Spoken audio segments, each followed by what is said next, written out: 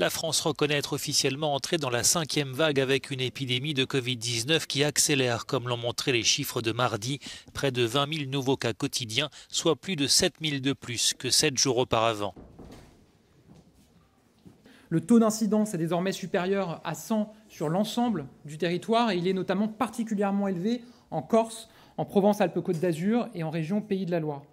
Partout, l'épidémie accélère et le virus reprend du terrain.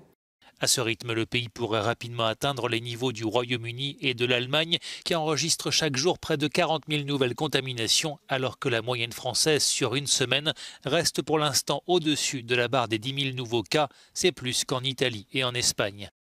Avec le froid qui offre un terrain favorable à la circulation du virus, les autorités françaises appellent la population à une vigilance renforcée. Sur les gestes barrières, les contrôles des passes sanitaires et la vaccination, les personnes âgées de 50 à 64 ans peuvent désormais prendre rendez-vous pour se faire administrer leur dose de rappel. Quant à la vaccination des enfants, qui a débuté dans certains pays comme l'Autriche, l'Académie française de médecine a pris une position médiane en recommandant le vaccin pour les enfants à risque ou vivant dans l'entourage d'adultes vulnérables.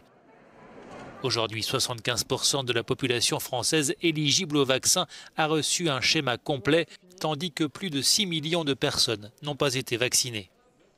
Une étude de Santé publique France montre que la vaccination contre le Covid-19 a fortement contribué à faire chuter les hospitalisations des Français les plus fragiles.